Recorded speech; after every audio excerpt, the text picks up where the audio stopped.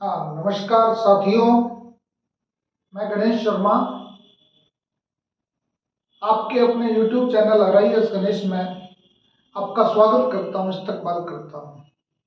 साथियों, आज की एक जानदार, शानदार और बड़ी खबर के साथ हम लेकर आए हैं आपको राजस्थान की नवीन प्रशासनिक व्यवस्था। आप सब लोग जानते होंगे, आप टीवी में देख रहे होंगे, वीडियोस में देख रहे होंगे, यूट्यूब पे देख रहे होंगे, न्यूज चैनल्स पे देख रहे होंगे। आज केवल और केवल राजस्थान सिरमौर हो रहा है।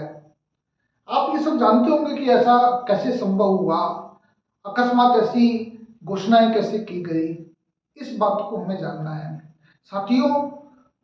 राजस्थान सरकार 10 फरवरी को अपना बजट पेश किया था और बजट पेश करने के साथ ही उसने विनियोग विधेयक और वित्त विधेयक भी प्रस्तुत कर दिए थे और बजट घोषणाओं में गुड गवर्नेंस की बात कही थी और कहा गया था कि हम गुड गवर्नेंस लाने के लिए प्रयासरत है। हमने गुड गवर्नेंस लाने के लिए ऑनलाइन मोड पे सारी सुविधाएं दे दी है, ई गवर्नेंस हम ला दिए हैं। कार्मिकों का उत्तरदायित्व और जवाबदेही तय करने के लिए हम अकाउंटेंसी, राजस्थान अकाउंटेंसी बिल हम लेकर आ रहे हैं और साथ ही राजस्थान एक बड़ा भौगोलिक प्रदेश है। इस भौगोलिक प्रदेश को ध्यान में रखते हुए, इसकी वृहदता को ध्यान में रखते हुए हमने एक समिति का गठन किया है, जो समिति जल्दी ही रिपोर्ट्स देगी और हमारे जिलों की जो संख्या है वो 100 किलोमीटर से ज़्यादा की अवधि, वो परिधि है। इस वजह से हमें जिले बनाने की भी आवश्यकता थी। ऐसी बात हमारी बजट घोषणा में उन्होंने किया था और आज इन बजट घोषणाओं में वित्त विधेयक और विनियोग विधेयक, जो हमारे संविधान के अनुच्छेद 204 में विनियोग विधेयक है और 207 में वित्त विधेयक का प्रावधान किया गया है, उसका जवाब माननीय वित्त मंत्री, जो हमारे मुख्यमंत्री हैं, वो दे रहे थे और इन्हीं की तर्ज पर गुड गवर्नेंस में 19 जिलों और 3 संभागों की घोषणा की गई है। और इस 19 जिलों और 3 संभागों की घोषणा से पहले हमें यह जानना है कि राजस्थान की प्रशासनिक व्यवस्था किस तरीके से संचालित होती है और वर्तमान में क्या व्यवस्थाएं हैं। साथियों, आप सब लोग जानते हैं कि एक जिला जो होता है, वो जिला अंग्रेजी के डिस्ट्रिक्ट शब्द से बना है और डिस्ट्रिक्ट एक राजस्व शब्दावली है, एक न्यायिक शब्दावली है। राजस्व न्यायिक शब्दावली होने के नाते इसमें यह कहा जाता है कि ऐसा जिला जो राजस्व की दृष्टि से और न्यायिक दृष्टि से एक यूनिट के रूप में हो। सामान्यतः ऐसा कहा जाता है कि यदि 1000 से 1400 राजस्व गांव जब बनते हैं तो एक जिले का निर्माण होता है। और इसी तरह से न्यायिक इकाई के रूप में हम देखें कि जो पुलिस व्यवस्था, न्याय व्यवस्था और राजस्व व्यवस्था, प्रशासनिक व्यवस्था, तीनों के जो जिले के आला कमान है, एक ही जगह पर बैठने लग जाते हैं तो उसको जिला कह दिया जाता है। कुल मिलाकर ये कहें कि जिले बनने से राजस्व व्यवस्था की दृष्टि से जिला कलेक्टर प्रमुख होता है, पुलिस व्यवस्था की दृष्टि से देखें तो पुलिस अधीक्षक प्रमुख होता है और न्याय की व्यवस्था से देखें तो हम जिला न्यायाधीश प्रमुख व्यक्ति इस जिले में होता है। तो तीनों के तीनों लोग अब एक साथ बैठेंगे और साथ में जो फील्ड ऑफिसर्स हैं ये भी जिले में बैठा करेंगे। ये जो सिफारिशें की गई है 19 जिलों की, इसमें ये देखा गया है कि छत्तीसगढ़ है आपका छोटा सा एक प्रांत है जिसमें हमारे राज्य से ज्यादा जिले हैं। इसी तरीके से हम बात करें उड़ीसा की, हम बात करें अभी हाल ही में पश्चिम बंगाल ने भी अपने 7 नए जिले घोषित किए हैं, जैसा कि वित्त विधेयक और विनियोग विधेयक के जवाब में माननीय वित्त मंत्री ने कहा है।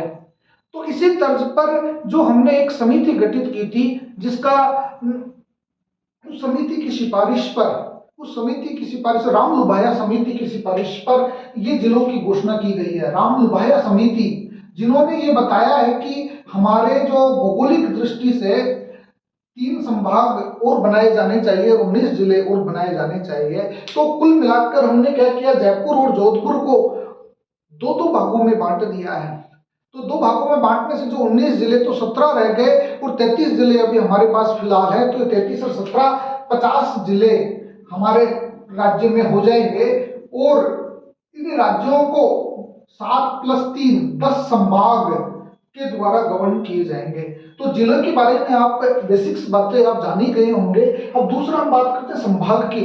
संभाग की व्यवस्थाओं की बात करें हम डिविजनल की, तो डिविजनल जो लेवल था अंग्रेजों के जमाने से ही ये चलता आ रहा है। 1829 में संभाग की व्यवस्था की गई थी। तो जिलों पर समन्वय और नियंत्रण बनाने का काम एक संभागीय आयुक्त किया करता था।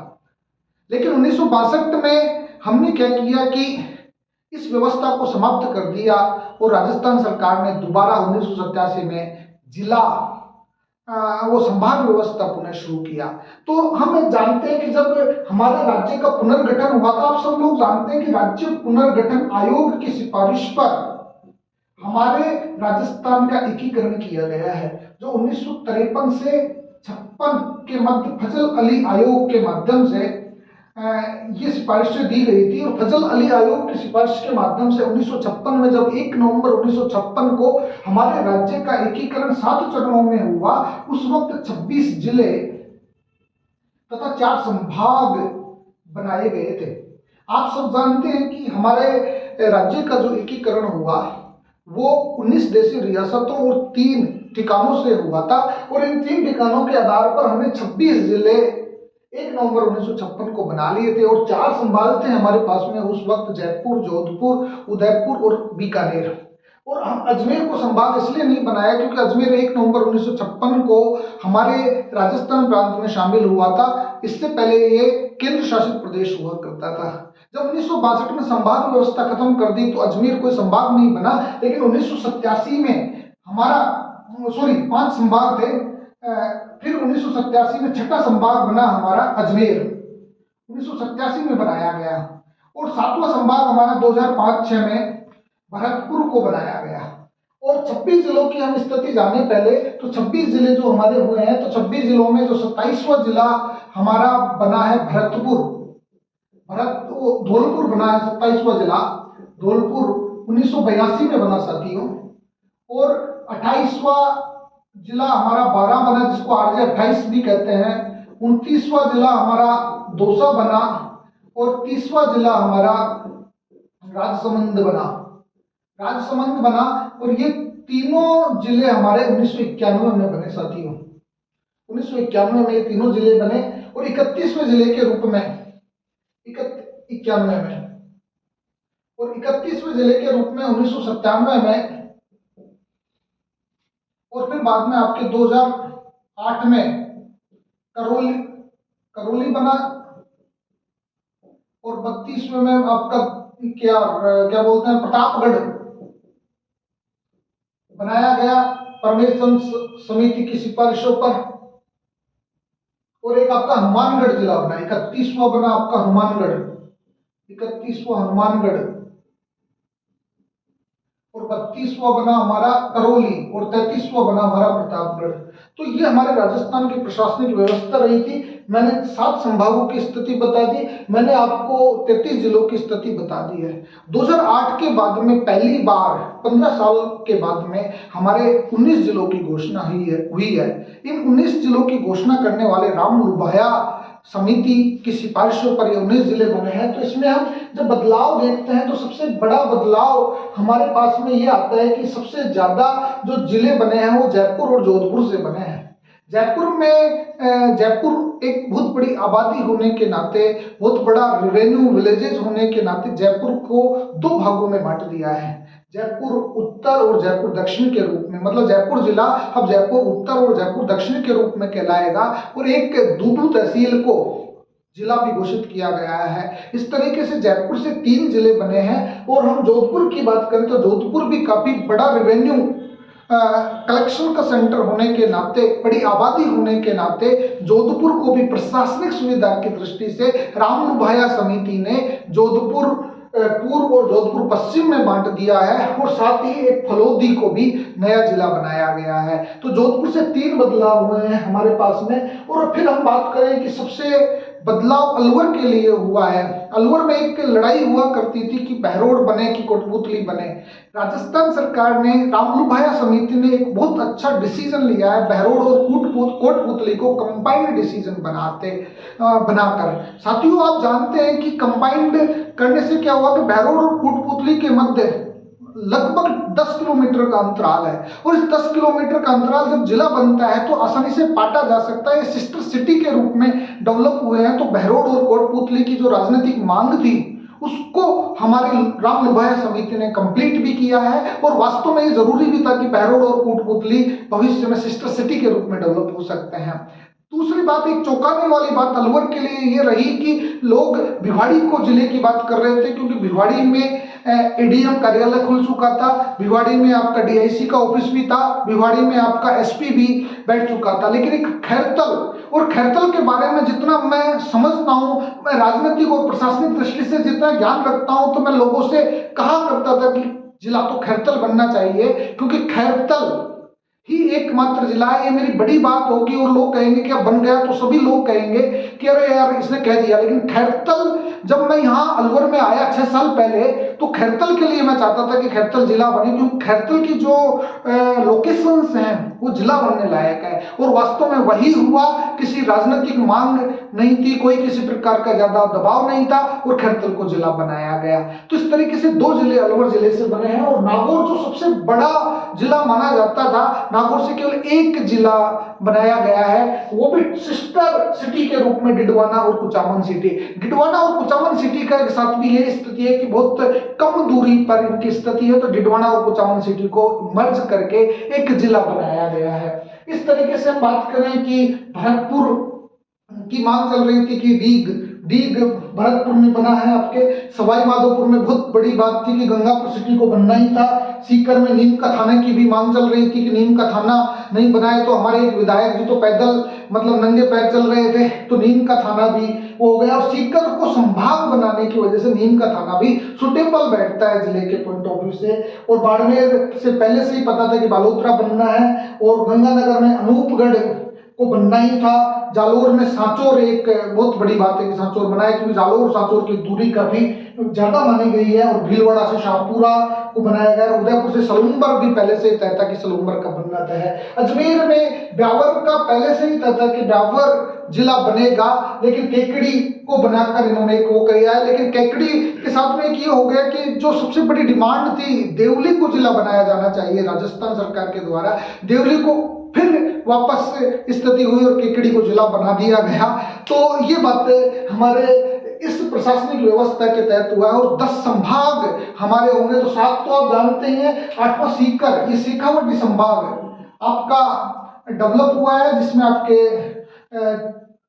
सीकर, झुंझुनू और चूरू के अलावा नीम का थाना भी इसमें एक जिला बन गया है। तो ये हमारे सीकर संभाग में जुड़ जाएंगे। और साथ में पाली, जो मारवाड़ का बहुत बड़ा क्षेत्र था, तो मारवाड़ से आपके जोधपुर पश्चिमी है तो वहां चले जाएंगे। लेकिन आपके जो सांचौर है, आपके ये बालोतरा है, ये सारी चीजें, नागौर में डिडवाना कुचामन सिटी है, ये सारे पाली के संभाग के जिले बन सकते हैं। और तीसरा बांसवाड़ा में जो वागड़ क्षेत्र है, वागड़ क्षेत्र से जो डूंगरपुर, बांसवाड़ा, प्रतापगढ़, ये जिले हैं आपके, ये बन सकते हैं, इसमें संभाग में आ सकते हैं। तो कुल मिलाकर हमारी जो संभागीय व्यवस्था है, हमारी जो जिले की व्यवस्था है, इन 50 जिले बनने से राजस्थान की प्रशासनिक व्यवस्था में बहुत बड़ा चेंजेज आएगा। और प्रशासनिक व्यवस्था जब चेंजेज होती है साथियों, तो उसकी आर्थिक स्थिति, उसकी भौगोलिक स्थिति, उसकी सामाजिक स्थिति, उसकी राजनीतिक स्थिति, उसकी आर्थिक स्थिति भी प्रभावित होती है। तो ये जिले बनने से स्थितियां होगी कि हमें सहजता तो रहेगी, 100 किलोमीटर के दायरे में हमें 100 किलोमीटर की कम दूरी पर हमारे जिले मुख्यालयों पर पहुंच पाएंगे। लेकिन क्या उस स्थिति में हमारा जो इंफ्रास्ट्रक्चर डेवलप हो पाएगा? हालांकि राजस्थान सरकार ने 2000 करोड़ रुपए का ये प्रिलिमिनरी बजट सैंक्शन कर दिया है कि 2000 करोड़ रुपए इन जिलों के निर्माण में खर्च किया जाएगा, इनमें नवीन पदों का सृजन किया जाएगा, इनमें नवीन कार्यालयों की स्थापना की जाएगी। हमारे राज्यपाल महोदय अनुच्छेद 166 के तहत, समझ रहे हैं साथियों, अनुच्छेद 166 के तहत राजस्थान के जो राज्यपाल महोदय हैं, वो रूल ऑफ बिजनेस या जॉब अलोकेशन रूल्स के तहत नए जिलों का, नए संभागों का, नया कार्यालयों का, नया संगठनों का निर्माण करेंगे और वित्त विभाग के माध्यम से पदों की स्वीकृति जारी की जाएगी।